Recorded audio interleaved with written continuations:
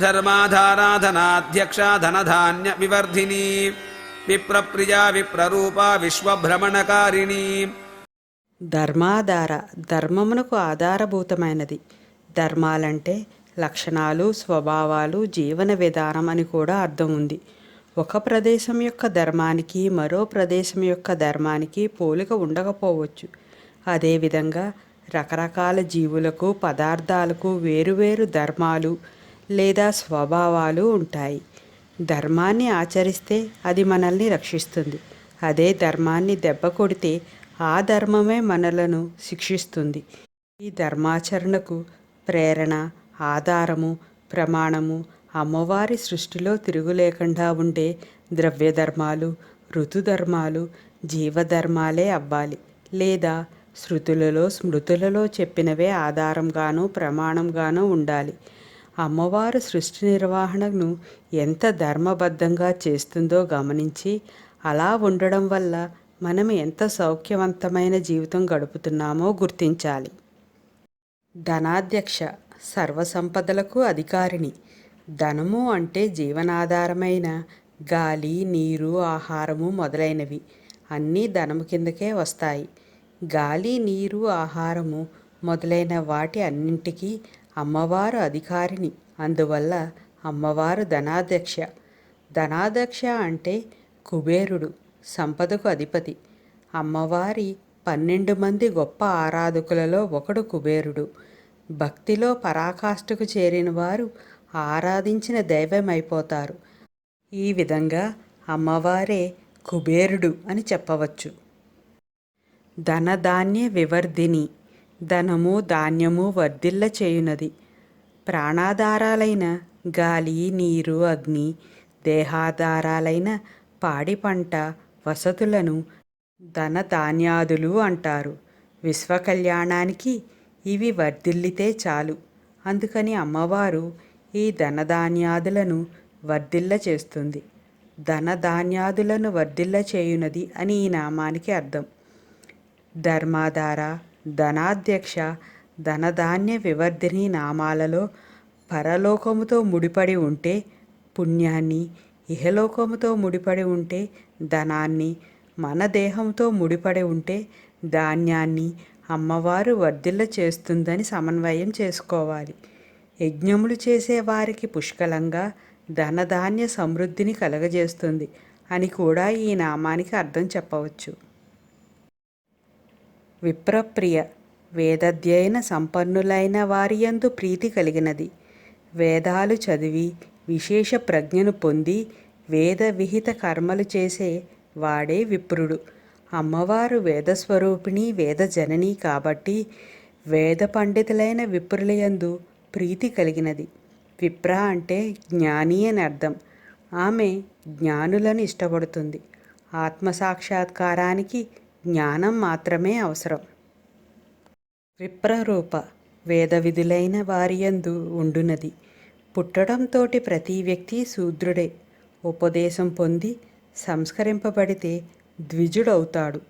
వేదపఠనం వల్ల విప్రుడవుతాడు. బ్రహ్మజ్ఞానం కలిగినవాడు బ్రాహ్మణుడవుతాడు. అంటే ఈ అర్హతలు సాధనల వలన వచ్చినవే గాని జన్మ వల్ల, కులం వల్ల వచ్చేవి కావు. విప్రప్రియ నామంలో తెలిపినట్లు విప్రులయందు ప్రీతి కలిగి ఉండడమే కాక అమ్మవారు జ్ఞానస్వరూపం కాబట్టి విప్రులయందు జ్ఞానము కూడా అమ్మవారే కనుక అమ్మవారు విప్రరూప. విశ్వభ్రమణకారిణి విశ్వమును నడిపించునది.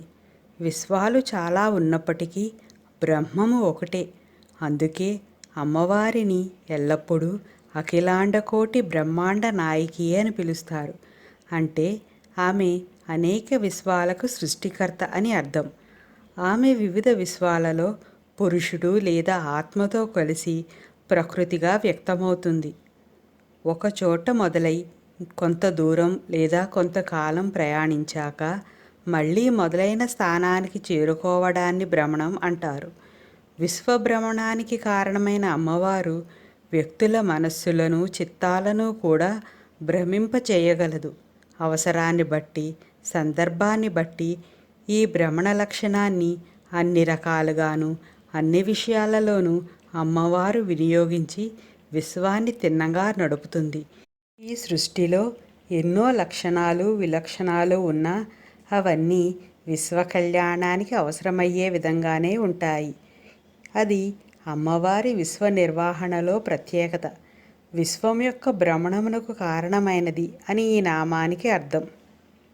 ధర్మాధారాధనాధ్యక్ష ధనధాన్య వివర్ధిని విప్రప్రియా విప్రరూపా విశ్వభ్రమణకారిణి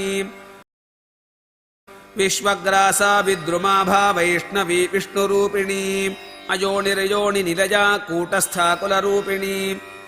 విశ్వగ్రాస విశ్వమే ఆహారంగా కలిగినది. గ్రాస్ అంటే మింగుట అని అర్థం. మృంగడం అంటే వస్తువును కానీ పదార్థాన్ని కానీ ఉన్నదాన్ని ఉన్నట్లుగా లోపలకు గ్రహించడం. మహాప్రళయ కాలంలో ఈ మొత్తం విశ్వాన్ని అమ్మవారు కాళీ రూపంలో ఒక చిన్న విత్తనము లేదా బీజప్రాయంగా మృంగివేస్తుంది. అలా మృంగబడి అమ్మవారి కడుపులో బీజప్రాయంగా చతుర్దశ భువనాలతో ఉన్న మొత్తం విశ్వం చెక్కు చెదరకుండా ఉండి మళ్ళీ సృష్టి ప్రారంభంలో బయటకు వ్యక్తమవుతుంది. ఇలా విశ్వాన్నంతను తనలోకి గ్రహించు అమ్మవారి నామాన్ని విశ్వగ్రాస అన్నారు. 752వ నామమైన మహాగ్రాసాలో కూడా ఇదే విషయం చర్చించబడింది. విద్రుమాభ పగడము యొక్క రంగులో ప్రకాశించునిది.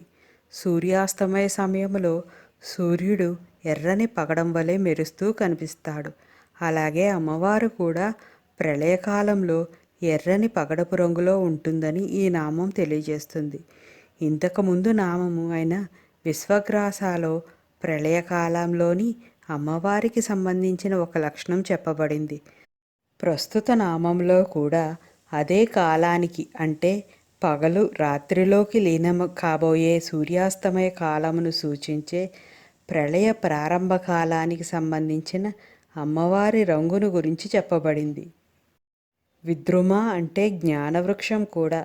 ఒక చెట్టు నుండి అనేక వృక్షాలు ఉద్భవించినందున చెట్టును జ్ఞానంతో పోల్చారు.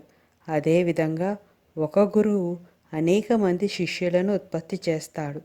అమ్మవారు జ్ఞానమును అర్థించిన వారికి జ్ఞానం ప్రసాదిస్తుంది. అమ్మవారు గురు రూపమని తెలిపే అనేక నామాలున్నాయి.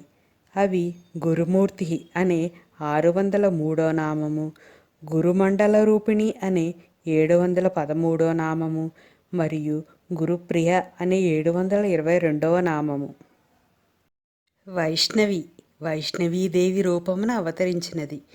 విష్ణు సంబంధమైన స్త్రీ రూపం అంటే మోహిని రూపము వైష్ణవి. విష్ణుమూర్తి యొక్క శక్తి వైష్ణవి. లక్ష్మీ స్వరూపురాలు.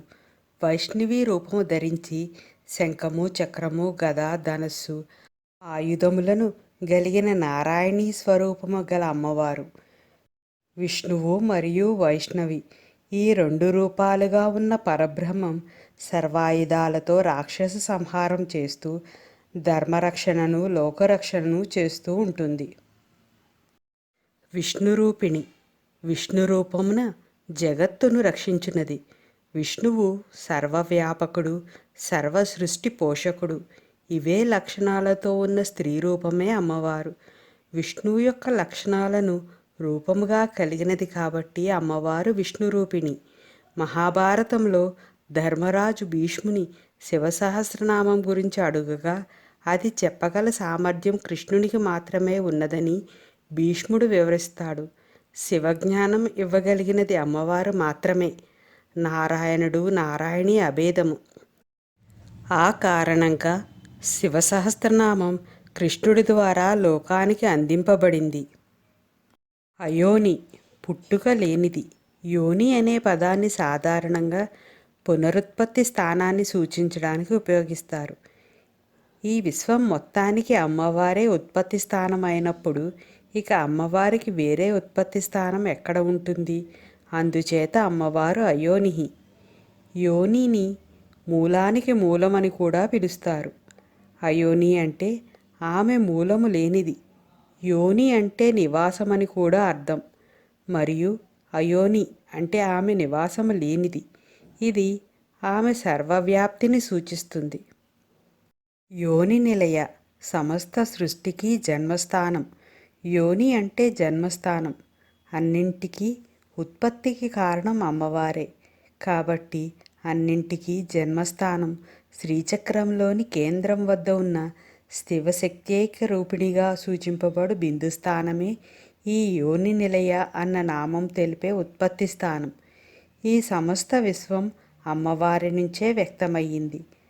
ఈ విషయాన్ని సృష్టికర్త్రి, వియదాది జగత్ప్రసు, విశ్వగర్భ, విశ్వధారిణి మొదలైన నామాలు తెలుపుతాయి. కూటస్థ చెక్కు చెదరని మూల కారణ శక్తి. కూట అంటే చెక్కు చెదరకుండా ఒకే విధముగా, స్థ అంటే ఉండునది. ప్రపంచములోని మిగిలిన వాటికి ఎన్నో మార్పులు, చేర్పులు, కూర్పులు జరగవచ్చు. ఆకారాలు, పరిమాణాలు, నామాలు, రూపాలు మారవచ్చు. కానీ అటువంటి మార్పులు పొందే సర్వమునందు ఏ మార్పు చెందకుండా ఉండేదే అమ్మవారు. అమ్మవారి పంచదశాక్షరి మంత్రం 3 కూటాలుగా ఉంటుంది కాబట్టి అమ్మవారు కూటస్థ. కులరూపిణి, కుండలిని రూపిణి.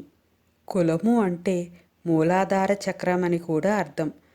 మూలాధార చక్రం నుండి సహస్రారం దాకా సుషుమ్నా నాడి ఉంటుంది. ఆ మార్గం ద్వారానే కుండలిని శక్తి ప్రయాణం చేస్తుంది. ఈ మార్గాన్నే కుల మార్గము అంటారు. ఈ మార్గంలో చరించే ముఖ్య ప్రాణస్వరూపిణి కాబట్టి అమ్మవారు కులరూపిణి అనబడుతుంది. సహస్రనామములో కులముతో ప్రారంభమయ్యే 90 నుండి 96 వరకు మరియు 439 నుండి 441 వరకు అమ్మవారి వివిధ కుల రూపాలను చర్చించే అనేక నామాలున్నాయి. విశ్వగ్రాసా విద్రుమాభా వైష్ణవీ విష్ణురూపిణీ అయోనిరయోని నిరజా కూటస్థా కులరూపిణీ